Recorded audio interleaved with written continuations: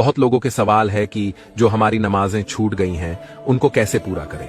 गफलत की वजह से और सुस्ती की वजह से जिन लोगों की नमाजें छूट गई हैं, क्या सिर्फ तौबा करने से नमाजों की माफी हो जाएगी? तो चलिए जानते हैं इन सवालों के जवाब। अगर कभी कोई नमाज कज़ा हो जाए तो उसको लौटाना जरूरी है।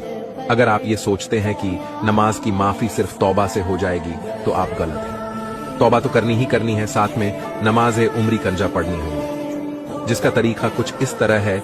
मिसाल के तौर पर आपकी 1 साल की नमाजें कंजा हो गई हैं तो आपको 1 साल तक 20 एक्स्ट्रा रकात पढ़नी होंगी।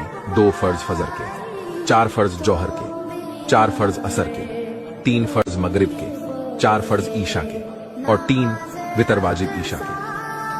आपको करना क्या है?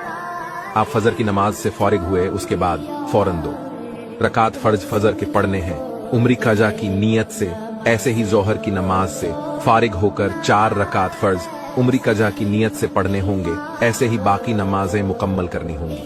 अगर किसी की ज्यादा नमाजें छूटी हुई हैं, उसके लिए आसानी ये है कि रुकू और सजदे की तस्बीह एक बार पढ़ सकते हैं। दूसरी आसानी ये है कि आप आखिरी रकात में सिर्फ अत्ताहियात पढ़ के सलाम फेर सकते हैं।